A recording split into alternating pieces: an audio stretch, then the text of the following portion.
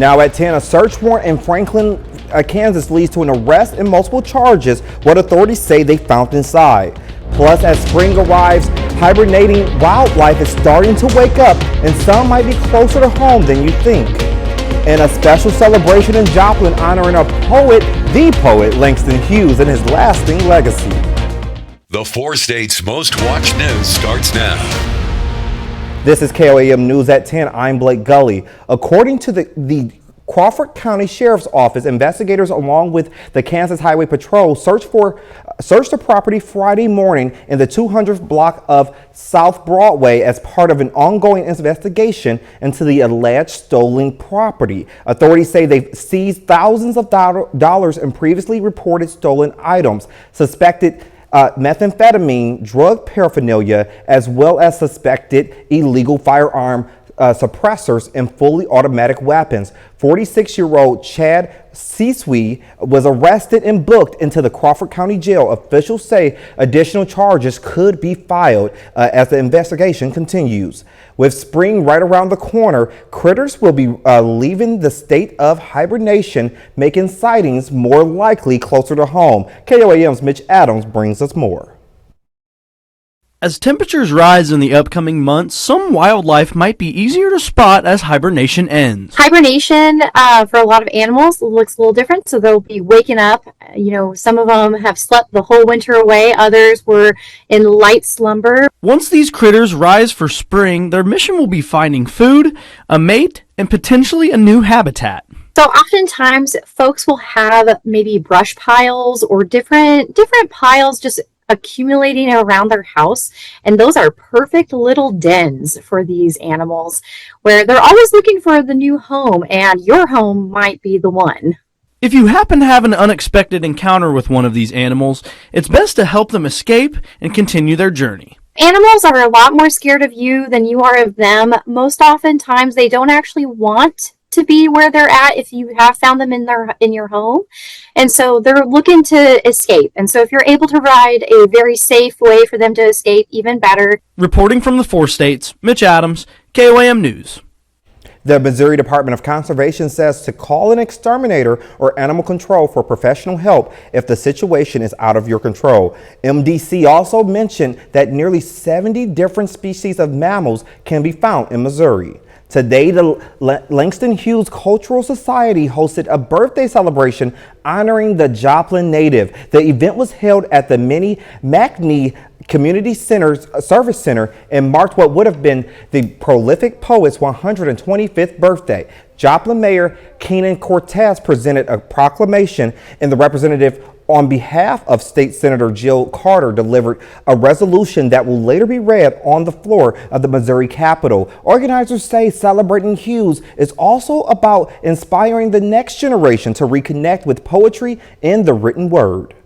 I don't believe that poetry necessarily has died down. I think it's taken other turns. Music is poetry. Rap is poetry. There are so many aspects of poetry that we don't even realize that we are still surrounding ourselves with. One of the things that Langston did also, he wrote music, and his music came to be known as, the jazz-inspired poetry. The Langston Hughes Cultural Society has several plans in the works this year, including a new poetry garden at the poet's birthplace. Meteorologist Donald O'Keefe joins us with a first look at weather. It was a pretty nice day out there, and we're going to see those nice conditions through the next couple of days. Current conditions right now, though, 43 degrees, clear skies, winds out of the south-southeast about 3 miles an hour, so a bit of a cool night. For today, though, we get up to a high of 61 degrees. The average is 50 for this time of year. This means we're about 11 degrees above average. For tonight, though, drop down to 42 degrees, mostly clear, a bit cool, and winds are going to be calm for now. Let's take a look at tonight through tomorrow. So clear skies as we get into the evening and overnight. As we get into tomorrow morning, we're going to see temperatures in those low 40s. We're going to stay mostly sunny by Monday afternoon. Winds are going to start picking up. We're going to see temperatures in the upper 60s. So we're going to see warm and breezy conditions on Monday. Highs in the upper 60s and low 70s through this week. And then also some cooler temperatures are going to return by Friday, and I'll have details coming up. Neosho's Bright Futures held its bowling tournament today at Edgewood Bowling Alley, welcoming teams of all ages to compete. Prizes were awarded for the best and worst, as well as the best dressed group. Attendees took part in a silent auction supporting a great cause in the process. It's so much fun, and we've partnered with Jennifer Clark, the owner here at Edgewood Bowling Center, and she donates this whole entire bowling center to us, so it costs nothing. So everything we make today is 100% profit. We are so grateful for our community members and businesses. We wouldn't be able to do this without their support. Even those who didn't bowl left with smiles, enjoying the festive atmosphere and the chance of just giving back to the community. Coming up, a woman sets fire to a warehouse tied to a controversial ice facility. Later, a toddler turns a claw machine into his personal playground. We'll be right back. An attempted arson at a controversial warehouse site is now under investigation. Authorities say a woman tried to ignite the building using lighter fluid as debate continues over plans to turn the facility into a possible ICE detention center. A woman walks up to the southwest corner of the warehouse, throws lighter fluid against the building, and sets that accelerant on fire. Criminal defense attorney Henry Service, with no involvement in this case, said this woman, if caught, likely faces jail time for arson. Making a political statement and committing crimes could land you in a lot of trouble. While her attempt to light the concrete building on fire didn't work, she tried to keep the flames going by spraying lighter fluid on them. That fire can travel back up that stream of accelerant, and like I said, any spilled on you, that's gonna go up quicker than anything. The woman's actions have been universally condemned by government leaders, but their statements are sharply different about the now dead deal to turn the building into an ICE facility. Kansas City Mayor Quinton Lucas said, "I am outraged by federal efforts to place 10,000 human beings in cages inside distribution warehouses." A statement from ICE said, "These will not be warehouses. They will be very well-structured detention facilities." Congressman Mark Alford said, "This type of violence is the intended outcome from the left's incessant threatening of federal law enforcement officers." Jackson County Legislature Chair Manny Abarca said what the woman did is the wrong way to protest. Here's what he called a potential new ICE detention center Thursday. A concentration camp and a community for profit. Ultimately, Service said it's the woman who chose to light the fires. For insignificant consequences to the building, she's got significant consequences to her life. The Department of Justice has sent Congress a list of politically exposed persons in the millions of files released related to its probe into convicted sex offender Jeffrey Epstein. The DOJ sent the list in a 6-page letter Saturday. The names of many prominent figures appear in the files regardless of context, include presidents, cultural icons, business leaders, and government officials. Republican Representative Nancy Mace, a vocal ally of Epstein survivors, slammed the DOJ, claiming they are, quote, missing names on the list disclosed this evening. One fast food chain is promising a major change. Steak and Shake says it will remove microwaves from all its locations by April. It's not clear which items were microwaved, but the move comes less than a year after the chain switched from seed oil to beef tallow in its fryers. That change aligns with Health Secretary Robert Kennedy Jr.'s Make America Healthy Again campaign, which criticizes processed seed oils. Health experts caution, however, that beef tallow has higher saturated fat and could be harder on your heart. A new report is raising concerns about what may be in your dog's bowl. The nonprofit Clean Label Project found many dog foods contain elevated levels of heavy metals and other contaminants, in some cases up to 13 times higher than levels found in human food. Researchers warn long-term exposure to those metals could contribute to higher cancer risk. Dry kibble showed the highest levels, while fresh and frozen foods tested lower. Health experts estimate 1 in 4 dogs will develop cancer during their lifetime. Coming up, from the latest movies to the music, get a first look at what's coming next in the Hollywood Minute. And we're going to have a beautiful week ahead of us. Temperatures way above average in the low 70s. We're going to have more details coming up after the break. Here's your Skywatch weather forecast from the trusted Roper Kia Weather Center. It was a nice day out there today, and we're going to see even nicer conditions over the next 4 to 5 days. Taking a look at our Skywatch storm tracker, we can see a high pressure system over the entire region. That's bringing in nice warmer temperatures to our area. That's why we're going to see nice sunny conditions over the next couple of days. We can see on the regional temperatures that nice flow of warm winds from the south is starting to make its way into the area, as we're going to see for tomorrow. Current temperatures across the area still about the mid to upper 40s. We've got 44 degrees there in Neodesha, 43 degrees in Pittsburgh.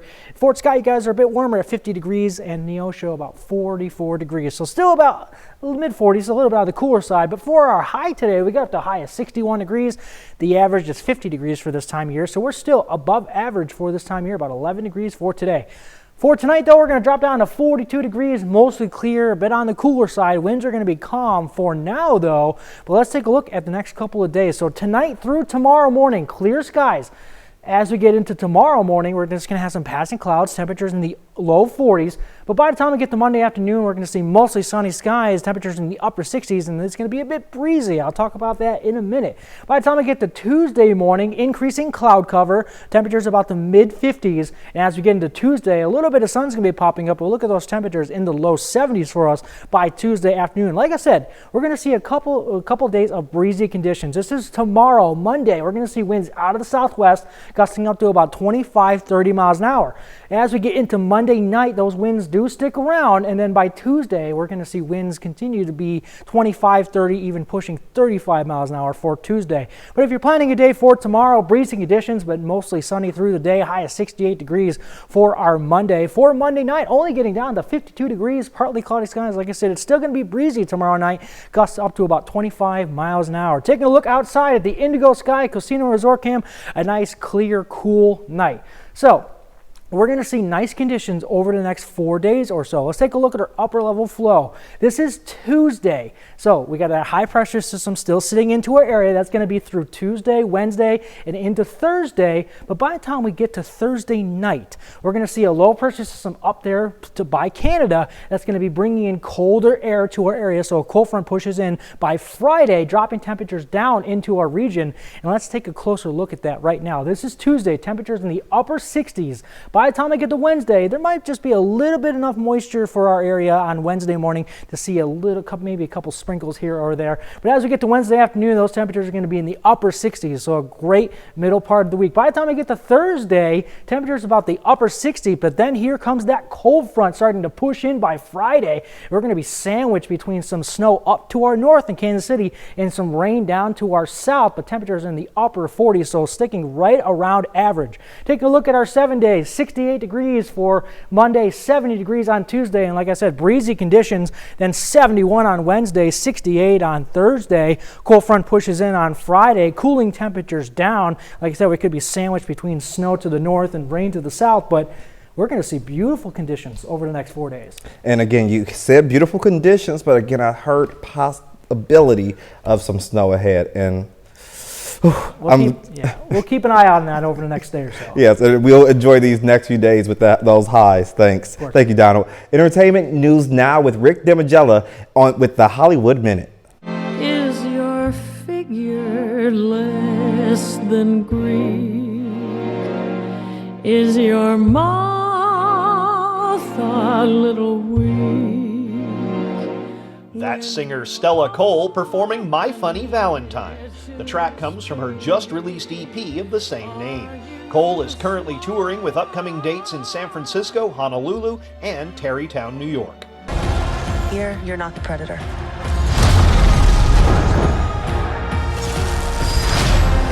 You're the prey. A sci-fi hit heads to streaming. After hunting down over $184 million at the global box office, Predator Badlands is now streaming on Disney+.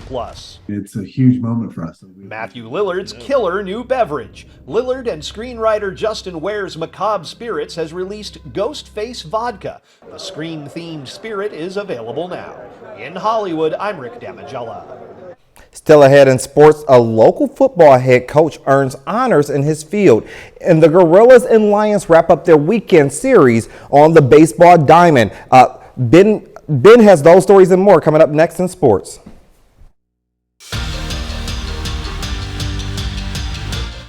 Missouri Southern and Pitt State continued their baseball seasons earlier today, each wrapping up a game-filled weekend. In Joplin, the Lions looking to defeat McKendree for a second time on the weekend. Bottom of the second inning, MSSU trailed by 1. Pass ball gets away from the catcher and Cy Darnell comes in to score. But that's not all as the Bearcats throw it away again and in comes Will Potter to give MSSU the early 2-1 lead. Now in the home half of the third, Jake Johnson earns the walk, which brings home Will Daugherty to extend the Lion lead to 3-1. Still in the bottom of the third, Cy Darnell back at the plate, smacks one up the middle, just past the shortstop's diving glove. That'll bring home Ethan Clark to make it 4-1, but the dive held the runners to just one base apiece. Lions, though, continue to add on with another single and another run to make it 5-1 Southern. Lions are still at the plate in the third. Will Potter up again, but this time he grounds right into the routine double play. It is enough to bring in Jacob Flip, extending the MSSU lead to 6-1. That would be more than enough as the Lions cruise to an 8-2 win. PSU taking on Maryville in Game 2 of today's doubleheader, looking for the weekend sweep. We're scoreless in the third. Elijah Seitz on the mound, striking out the Saints batter. Seitz goes for scoreless. Bottom of the inning, Gorillas yet to get anything going, but Jaden McNeely will get on first thanks to his speed and a little bit of help from the fielder. McNeely trying to manufacture some offense. He'd go all the way to third on 2 stolen bases, get himself 90 feet away from home plate. That would prove to be crucial as Eric Bacon finds the perfect spot in the infield. He'll hustle his way to first for the RBI single. Beautiful, a small ball there by the Gorillas for their first run, but this is not small ball. Dagan Brewer hammering one. Deep left field and gone just like that. PSU takes a 3-0 lead. The Gorillas add 7 more runs for a 10-0 win over Maryville, their 10th straight to start the season. And MSSU softball also continued its season today. The team played a doubleheader for the second day in a row. The Lions first took down Southeastern Oklahoma State University 6-5 before having another nail-biter in the afternoon against Harding, where MSSU took down the Bison 10-9. Over on the gridiron, a local high school football coach is receiving a high honor from the Kansas Football Coaches Association. Fort Scott's Bob Campbell is one of the inductees for the association's 2026 Hall of Fame class. Coach Campbell was with the Tigers for a total of 23 years. Over 2 stints, he totaled 186 wins and 63 losses while winning 2 state championships in 1996 and 2000. Back over in Missouri, the Diamond High School Wildcats have announced a new coach change to their football staff after last season. The high school announced that Brad Hawker would become the head coach of Wildcats football on Friday. The new man at the helm has 21 years of experience at Pierce City High School and looks to help Diamond improve on their 1-win and 9-loss season in 2025. But how about Pitt State on the Diamond? 23-0 between the softball and baseball teams. They've had phenomenal years so far. They have, and again, this good weather we've had for the kids to get out there and play. I love sitting out there in the sun today. It was nice. Oh, yes. That's it with sports. We'll be right back. One Missouri toddler is living out one of my childhood dreams during a recent visit at a recreation center in Webster Grove while inside a claw machine. Steve Harris spoke with the toddler's mother about how it all went down. 2-year-old Cooper King is not a fan of microphones. No way. But he does like cars, candy, What would they? and plastic balls. The kind you find in this claw machine. Anyone knew my son Cooper, they would totally understand that he would do something like this. So over the weekend, Cooper's family came to Webster Groves to the soccer dome to watch his brother play soccer. I literally glanced over there. He was pretend playing with the claw machine. But it wasn't a soccer ball Cooper was interested in. I looked away for, I would say, maybe 15 seconds. Then she heard somebody yell. They were just like, Cooper, your son is in the claw machine. And I just like... You heard that right. Somehow, Cooper climbed into the claw machine. and he was having the time of his life. He's laughing, throwing balls everywhere. Once Meg realized that Cooper was okay, better than okay, actually, the question became how to get him out. We were like, Cooper, try and go back down. And he was just like shaking his head. They called 911. Webster Groves Fire Department and police officer showed up within 5 minutes. They were, laughing. They were like, can we take a picture? I'm like, yes, of course. I've already sent this to my friends, my family. But eventually someone from the vending company showed up with the key and freed Cooper from his private playground. Now he's become a social media sensation. I didn't think it was going to go this big. Someone jokingly asked, why didn't they just use the claw to get Cooper out? I was going to comment back, I didn't have enough change since he used it all. At first, Meg was surprised by all the attention, but now she gets it. In today's world, I just think everyone needs something funny on their TV. And what's not funny about a 2-year-old playing in a claw machine? So Donald, what's your weather rep as we go into the week? Well, we're going to start the week off very beautiful. We're going to see nice sunny skies. Temperatures are going to be in the upper 60s and the low 70s all the way through Friday. But we're going to see some cold arrive by next weekend. But enjoy this nice weather. Oh, yes. We're going to have to enjoy the warm weather before we even think about that cold weather. And Ben, what about your sports wrap? Well, we actually have a makeup from that snowstorm a few weeks ago. Pitt State and Missouri Southern men's basketball finally take the court tomorrow, 6 p.m. Can't wait. Oh, that should be a good game. And that's the news for tonight. We will see you tomorrow. Have a great one.